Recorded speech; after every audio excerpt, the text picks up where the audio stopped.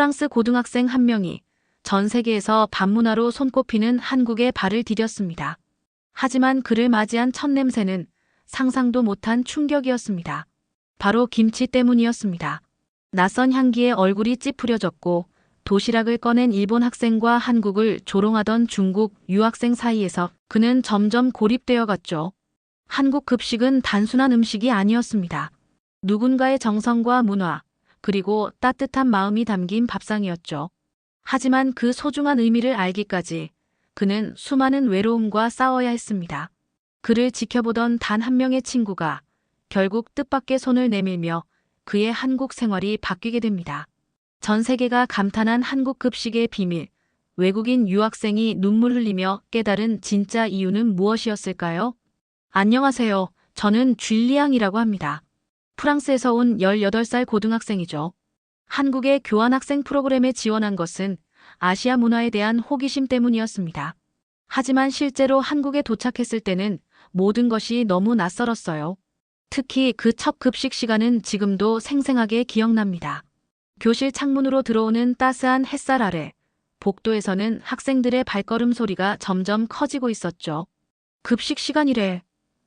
누군가 외치자 모두가 일제히 일어났습니다.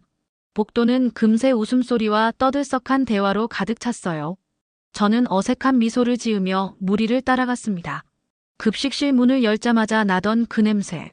한 번도 맡아본 적 없는 독특한 향이 코를 찔렀죠. 김치 냄새였습니다. 무의식적으로 얼굴이 찡그려졌어요. 손으로 코를 살짝 가리며 급식줄에 섰습니다. 옆에 서 있던 리신이라는 중국 유학생이 제 표정을 보더니 쓴웃음을 지었어요. 익숙해지려면 시간이 좀 걸릴 거야. 근데 왜 한국에 왔어? 여긴 뭐든 일본 따라하는 나라인데. 리신의 말투에는 은근한 비웃음이 섞여 있었습니다. 급식판을 받아들고 자리를 찾는데 일본에서 온 유이가 제게 손짓했어요. 자리에 앉자마자 유이는 코를 살짝 찡그리며 말했습니다. 김치 냄새 너무 강해. 이건 음식이 아니야. 난 도시락 싸왔어. 그러고는 예쁘게 포장된 도시락을 꺼내 보였죠. 급식판을 내려다보니 낯선 반찬들이 눈에 들어왔어요. 빨간색 김치, 갈색의 무언가, 그리고 투명한 국물의 수프. 프랑스에선 절대 볼 수 없는 광경이었습니다. 주변의 한국 학생들은 능숙하게 젓가락을 다루며 음식을 맛있게 먹고 있었지만 저는 그저 밥만 푹푹 떠먹었죠. 프랑스에선 이런 음식 안 먹지? 리신이 물었어요. 저는 대답 대신 고개만 끄덕였습니다. 입안의 밥이 마치 모래처럼 느껴졌어요. 그 순간 마음속으로 생각했습니다. 김치 냄새 나는 나라에 왜 왔을까? 첫날부터 이렇게 시작된 한국 생활.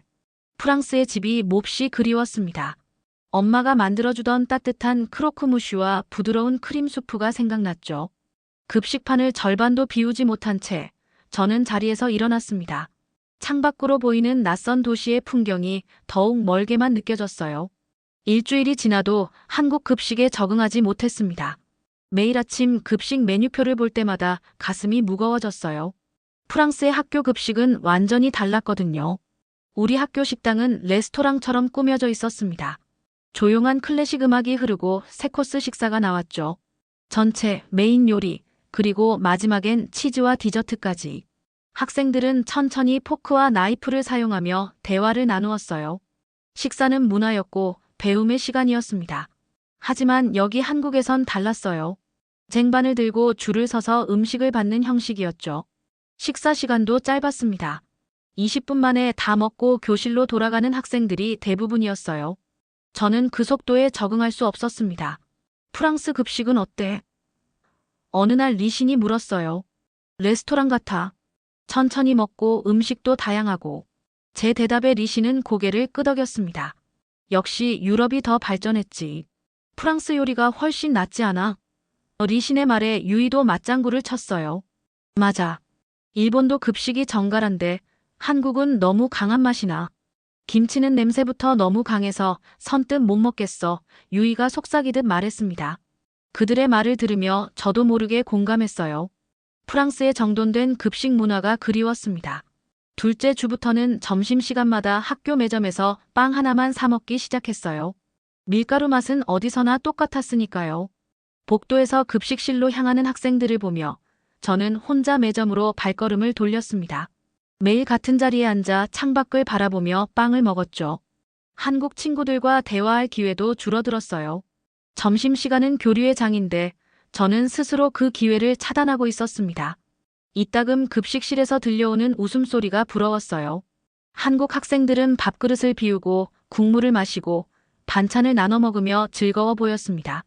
하지만 그 원 안으로 들어갈 용기가 없었어요. 저녁이면 프랑스 가족들과 영상통화를 했습니다. 학교 생활은 어떠니? 밥은 먹을 만하니? 엄마가 물을 때마다 괜찮아요 라고만 대답했죠. 진실을 말하면 걱정할 테니까요. 하지만 속으로는 생각했습니다. 여긴 급식도 이상하고 애들도 낯설어. 한국에 온 지 2주째. 저는 점점 고립되어 갔습니다. 수업 시간엔 언어 장벽 때문에, 급식 시간엔 음식 때문에. 날이 갈수록 거리감은 더 깊어져만 갔어요. 학교 생활은 단지 견뎌내야 할 시간처럼 느껴졌습니다. 그런 제 모습을 누군가 지켜보고 있었다는 걸 그땐 몰랐죠. 매일 점심시간이면 저는 습관처럼 매점으로 향했습니다. 그날도 다르지 않았어요. 수학 시간이 끝나고 가방에서 지갑을 꺼내려는데 누군가 제 책상 앞에 서 있었습니다. 줄리앙, 오늘은 같이 급식 먹으러 가자. 지우였어요. 항상 수업 시간에 옆자리에 앉는 조용한 친구죠. 영어를 잘해서 가끔 통역을 도와주긴 했지만 깊은 대화를 나눈 적은 없었습니다. 아, 난 매점에서 빵 먹을 거야. 제가 어색하게 대답했어요. 지우는 밝게 웃으며 말했습니다. 오늘은 김치 안 나와. 대신 돈가스 나오는데 내가 지난번에 좋아했잖아. 놀라웠습니다. 제가 언제 돈가스를 먹었는지, 그리고 제가 좋아했다는 걸 지우가 어떻게 알았을까요? 기억을 더듬어 보니 첫 주에 급식으로 나왔던 돈가스를 맛있게 먹었던 기억이 났어요. 그때 지우가 지켜보고 있었나 봅니다. 그래도 난 괜찮은데. 망설이는 제 모습을 보며 지우는 한 발짝 더 다가왔어요. 한 번만 같이 가자. 맛없으면 내가 빵 사줄게. 지우의 얼굴에는 진심 어린 미소가 있었습니다.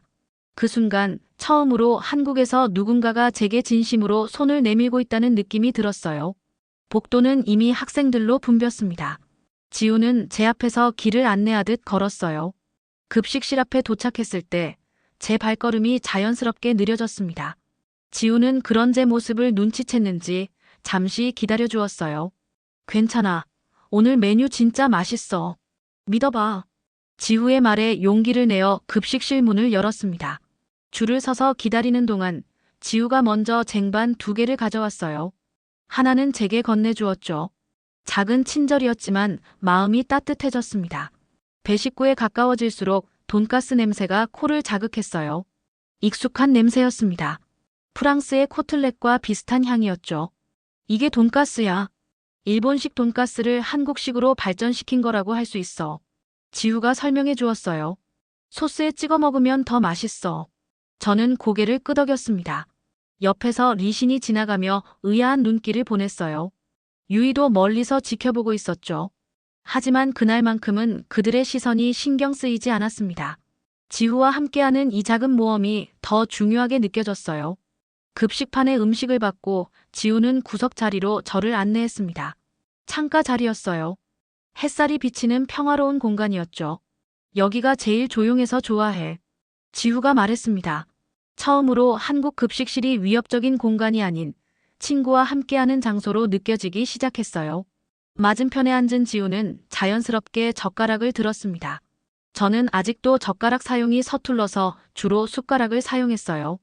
급식판을 살펴보니 돈가스 외에도 미역국, 단무지, 잡채가 있었습니다. 모든 것이 정갈하게 담겨 있었어요. 급식을 제대로 먹으러 온 건 사실 처음이었어요. 이게 학교 밥이라고. 저도 모르게 중얼거렸습니다. 프랑스 급식과는 다른 정성이 느껴졌어요. 한국 급식은 세계적으로 유명해. 영양사 선생님들이 계절별로 메뉴를 짜고 식단 균형도 맞추셔. 지우가 자랑스럽게 말했습니다. 돈가스를 한 조각 잘라 소스에 찍어 입에 넣었어요. 바삭한 튀김 5단의 부드러운 고기가 입안에서 녹았습니다. 기대 이상으로 맛있었어요. 그 옆에 있는 미역국도 한 숟가락 떠먹어 보았죠. 그 순간이었습니다. 따뜻한 미역국이 목을 타고 내려가는데 갑자기 가슴 한켠이 찡해졌어요. 엄마 미역 스프 맛 같아. 아무 생각 없이 한 말이었지만 제 눈시울이 붉어졌습니다. 지우는 말없이 물컵을 건네주었어요. 민망함에 고개를 숙이고 물을 마셨습니다. 그런데 이상하게도 마음이 편안해지는 느낌이었어요. 3주 동안 쌓였던 향수병이 조금씩 풀리는 듯 했습니다. 미역국은 한국에서 생일에 꼭 먹는 음식이야. 지우가 조용히 말했어요. 엄마가 아이를 낳고 먹던 음식이라 생일마다 그 의미를 되새기는 거지. 그 말에 더욱 마음이 따뜻해졌습니다. 음식에 담긴 문화와 역사, 그리고 가족의 의미. 프랑스 음식에도 그런 이야기가 있었지만 매일 학교에서 그런 의미 있는 음식을 먹는다는 건 새로운 경험이었어요. 우리 학교 급식실은 프랑스와 달라. 지우에게 말했습니다. 프랑스는 마치 레스토랑 같은데 여긴 더 가정집 같은 느낌이야.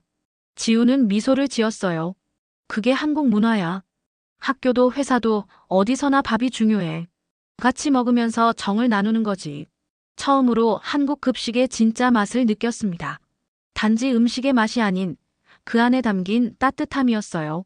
잡채를 한 입 먹으며 이국적인 맛에 또 한 번 놀랐습니다.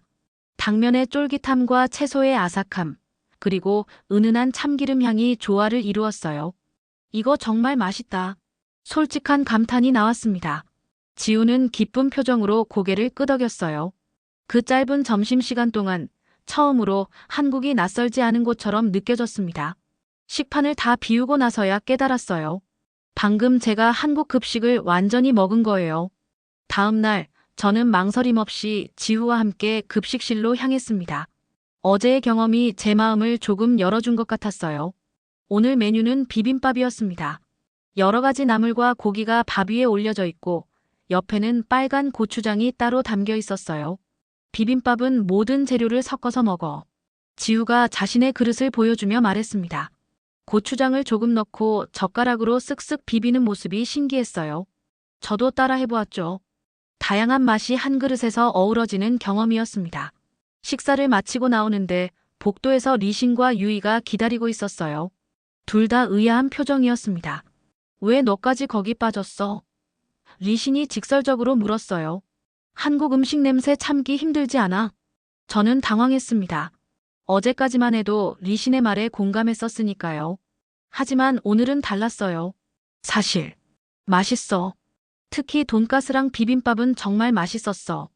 유이가 눈을 동그랗게 뜨고 물었습니다. 역시 너도 한국 스타일에 세뇌됐구나.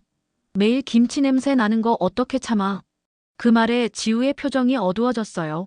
지우는 아무 말도 하지 않았지만 상처받은 게 분명했습니다. 갑자기 제 안에서 무언가 솟구쳤어요. 한국 친구를 두둔하고 싶은 마음이었을까요? 너희는 맛보다 태도를 보는 것 같아. 조용하지만 단호하게 말했습니다. 음식은 그 나라의 문화를 담고 있어. 처음부터 편견을 갖고 보면 진짜 맛을 알 수 없는 거야. 리씨는 잠시 말문이 막힌 듯 했어요. 유이는 고개를 돌려버렸고요. 지우는 제 옆에서 살짝 미소를 지었습니다. 그제서야 깨달았어요. 제가 한국 음식을 방어하고 있다는 걸. 단지 음식이 아니라 지난 며칠간 제게 보여준 따뜻함에 대한 감사함이었을 거예요. 우리 이제 교실로 돌아가자. 지우가 말했습니다. 복도를 걸으며 고개를 들어보니 창밖으로 보이는 한국의 풍경이 어제와는 다르게 보였어요. 더 이상 낯설지 않았습니다. 오히려 조금씩 친숙해지고 있었죠. 이제 급식 시간은 제가 가장 기대하는 시간이 되었어요. 새로운 한국 음식을 만나는 것, 지우와 이야기를 나누는 것, 그리고 조금씩 다른 한국 친구들도 알아가는 것. 모든 것이 새로웠지만 더 이상 두렵지는 않았습니다.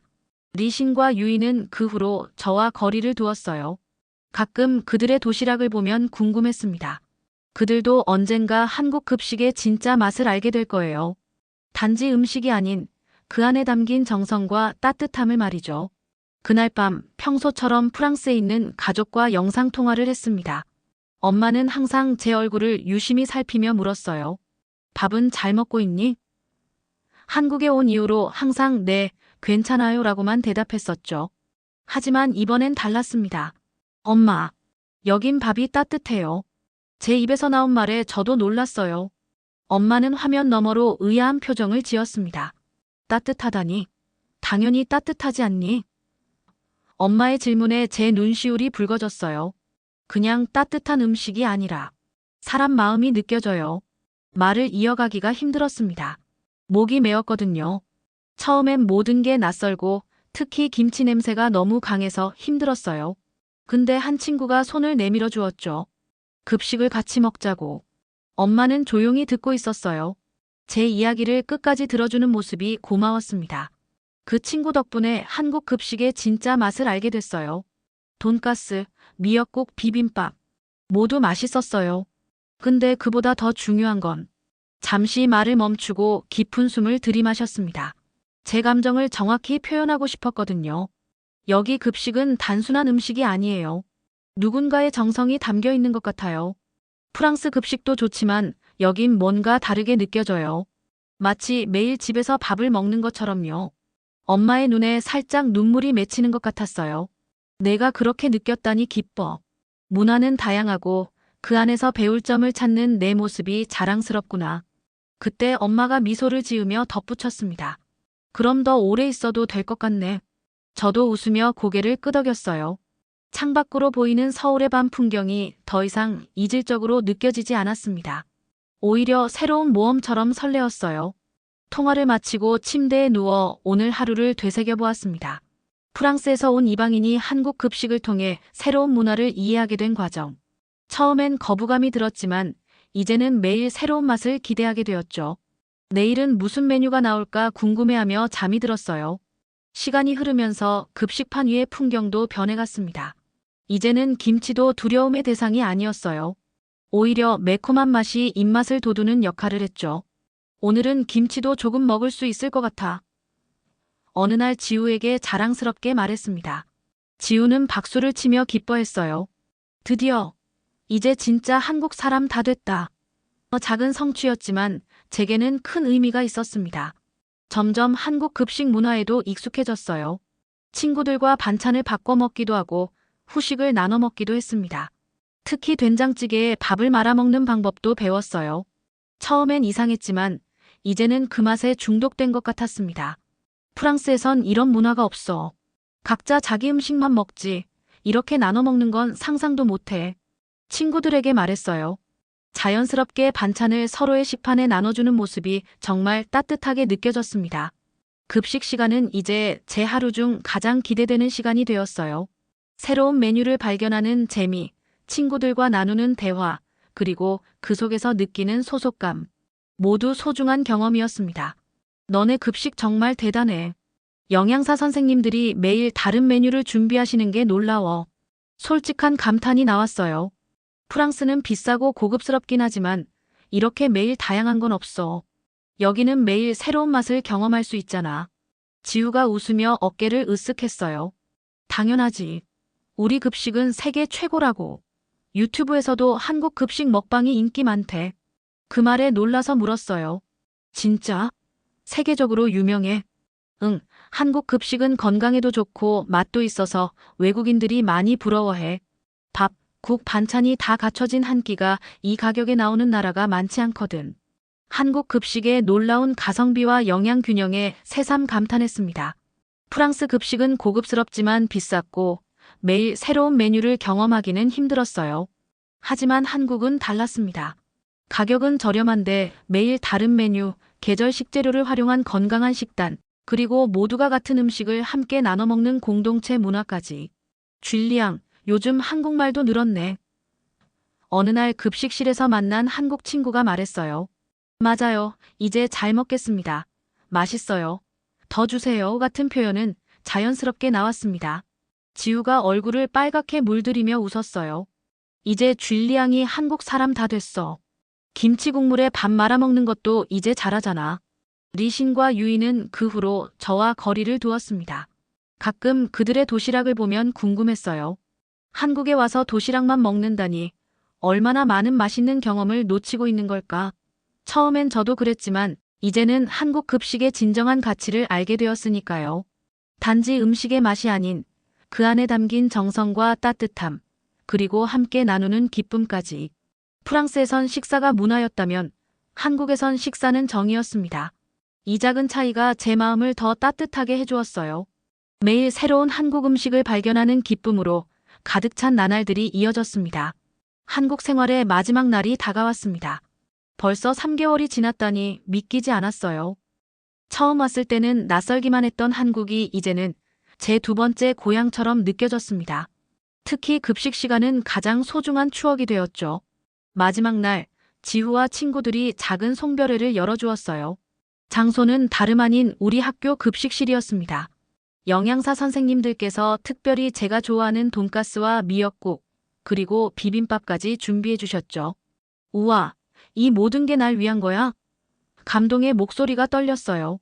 지우가 씩 웃으며 말했어요. 당연하지. 내가 한국 급식의 진짜 팬이 됐으니까. 식사를 마친 후 지우가 노트북을 꺼냈어요. 친구들한테 영상통화한다며. 우리도 같이 인사할래?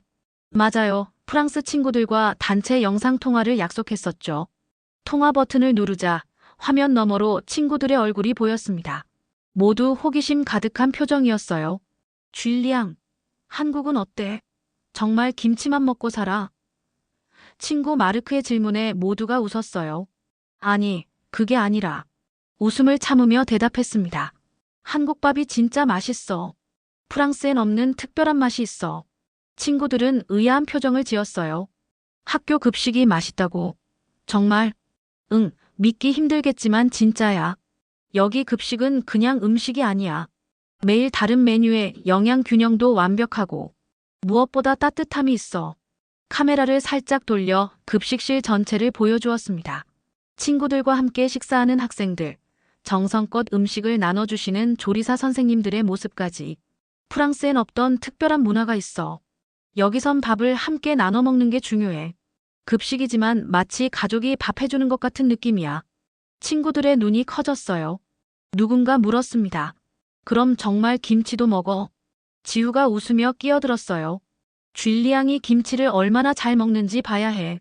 이제 한국 사람이나 다름없어. 화면 너머 친구들의 놀란 표정이 재밌었습니다. 처음 한국에 왔을 때 김치 냄새에 질색하던 제가 이제는 김치를 좋아한다니 믿기 힘들었겠죠.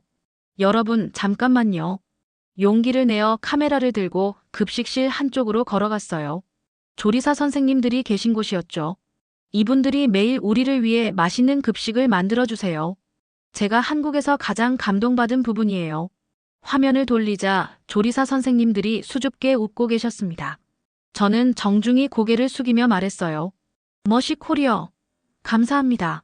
그 순간 친구들은 놀란 표정이었고 영양사 선생님들은 감동의 미소를 지으셨습니다.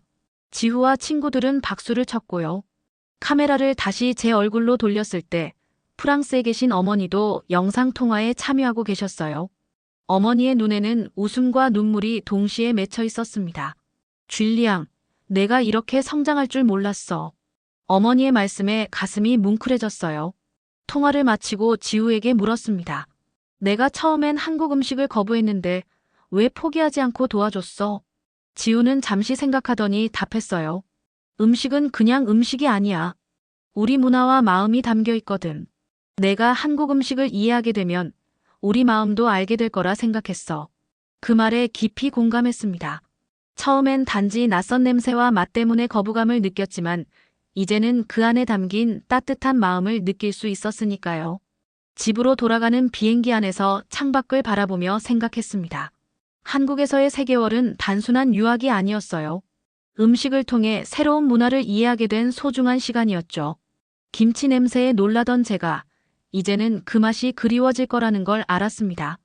프랑스로 돌아가면 가장 먼저 할 일은 가족에게 한국 음식을 해주는 것. 그리고 언젠가 다시 한국을, 그 따뜻한 밥상을 찾아올 거라고 다짐했습니다. 오리브와 한국. 아니, 안녕이라고 해야겠죠? 다시 만나요, 한국. 오늘의 사연은 여기까지입니다. 한국에서 보낸 3개월의 교환학생 추억이 줄리앙에게 깊은 울림으로 남기를 바라는 이야기였습니다. 오늘도 긴 시간 함께 해주셔서 감사드립니다. 좋아요와 구독 그리고 따뜻한 댓글로 응원해주세요. 그럼 내일 더 좋은 영상으로 돌아오겠습니다.